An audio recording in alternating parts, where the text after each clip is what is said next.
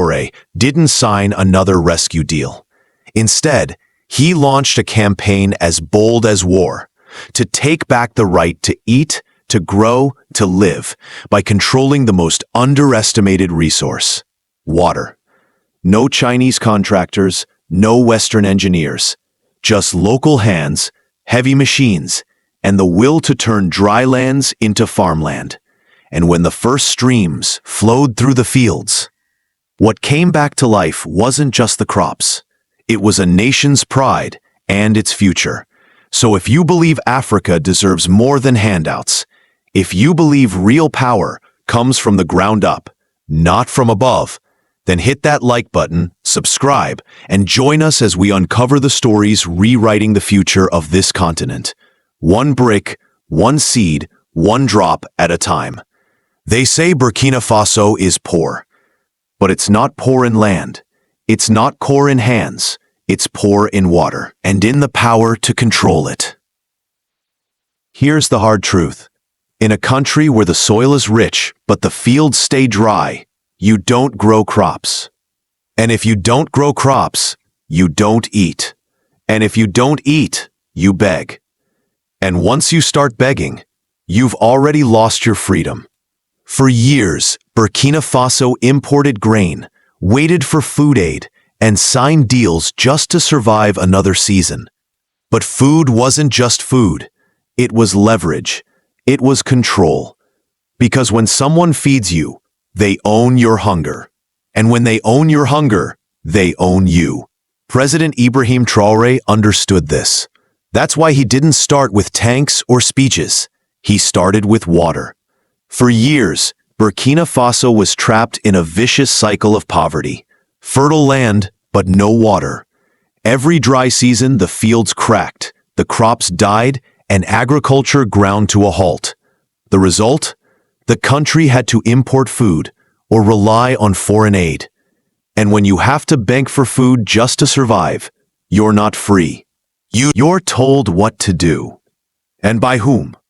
President Ibrahim Traoré looked that reality in the eye. And he said something that made his entire cabinet go quiet. Our strongest weapon isn't a gun. It's water. He wasn't being poetic.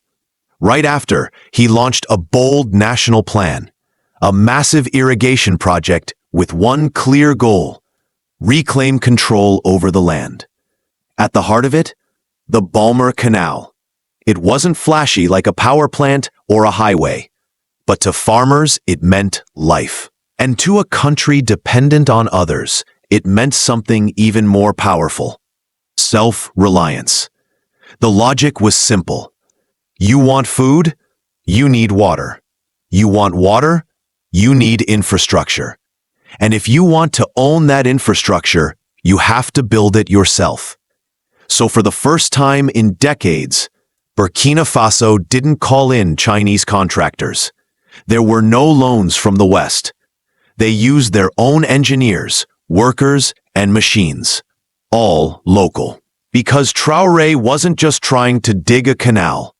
He was trying to reshape a mindset, from waiting to be helped to doing it ourselves, from poor nation to proud builder of our own future. The Balmer Canal, even in its early stages, became a symbol of something bigger.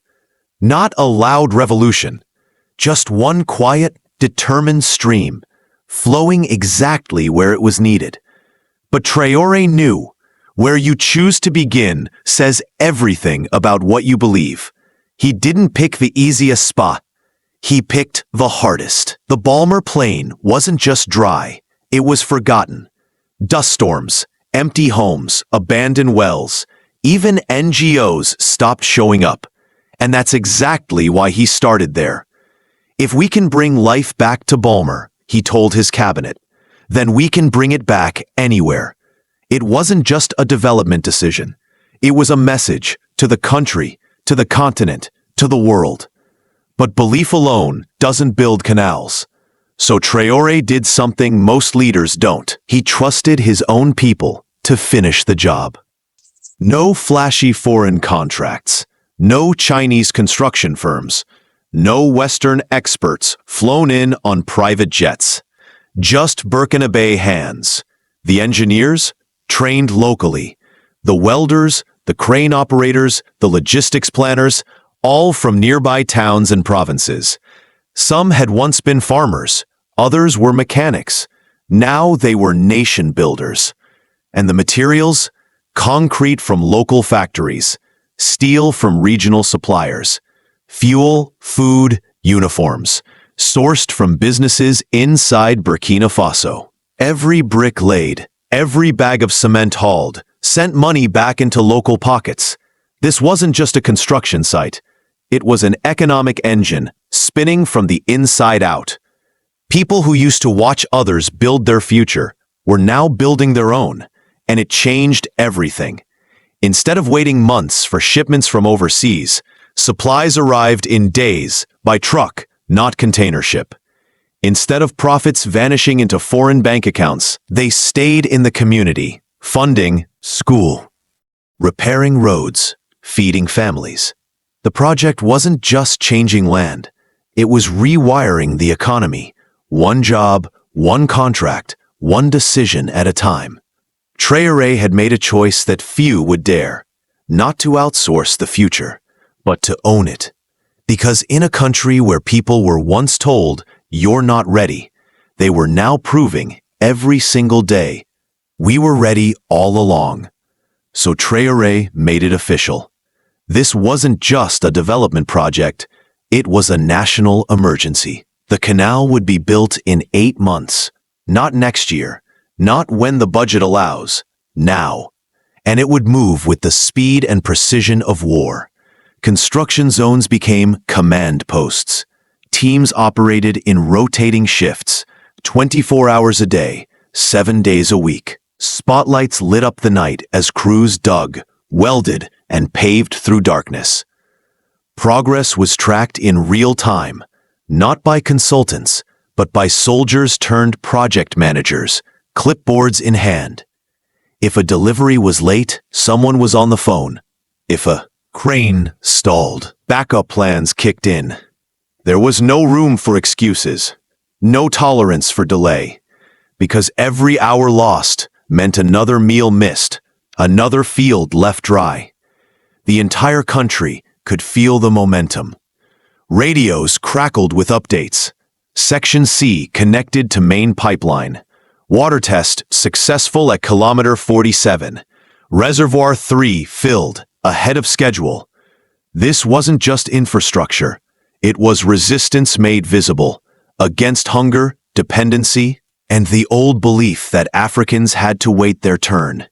And as the canal carved through the dust, one thing became clear. This was a battlefield, not of bullets, but of deadlines, not of uniforms, but of resolve. And Burkina Faso? It wasn't just fighting back, it was winning. Because within weeks of the first water flowing through the canal, life began to return.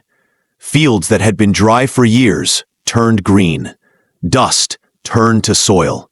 And in the middle of it all, people came back. They returned not just to work, but to belong. The project created over 2,000 direct jobs almost overnight. But it did more than offer paychecks. It offered purpose. Young men who once dreamed of escaping to Europe were now learning to operate machinery. Former street vendors were now irrigation technicians. And ex-migrants, they became trainers, passing on skills they once had to leave the country to learn. It changed what it meant to have a future. And for the first time in a long time, women stepped into the center of that future. With access to good land and clean water, mothers became farm owners. Widows became agricultural entrepreneurs. Girls who once walked miles for water were now attending school. With lunch grown from the soil their mothers tilled.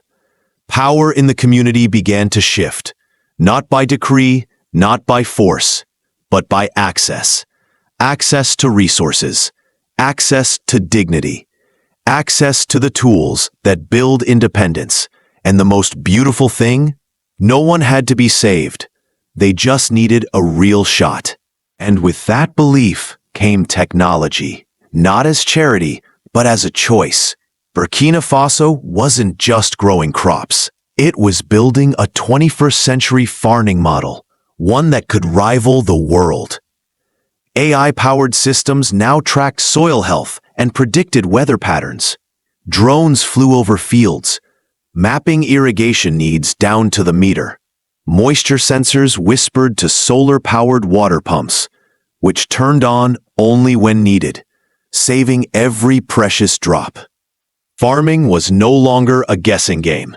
It became data-driven, precise, and scalable. The canal didn't just bring water, it brought an entire ecosystem with it.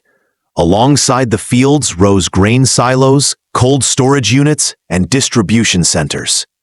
Rural roads were reinforced so that produce could reach markets faster, not just in Burkina Faso, but across West Africa.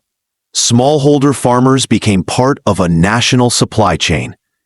Villages once left off the map were now on the grid, digitally and physically.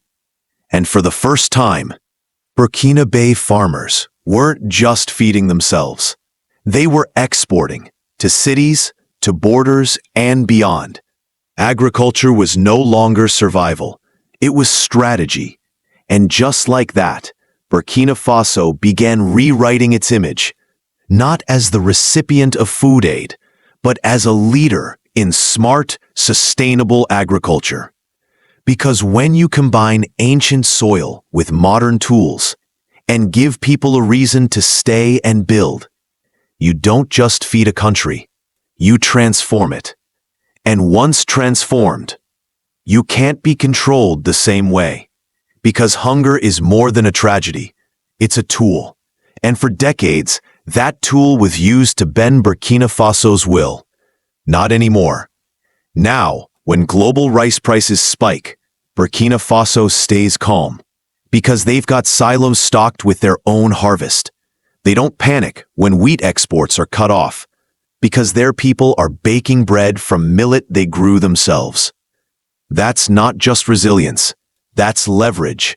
Before, foreign aid came with strings, military concessions, mining rights, political pressure.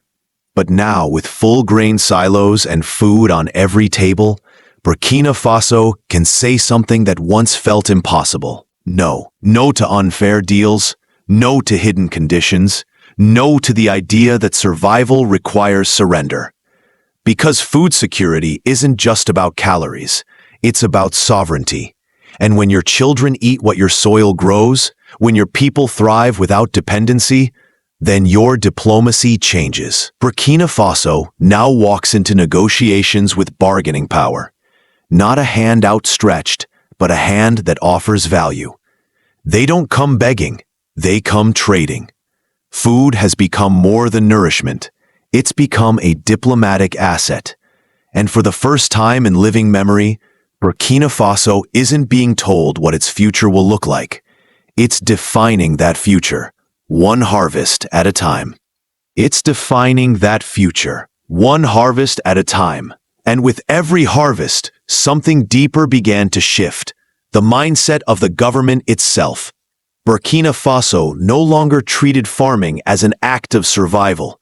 It became a matter of national security.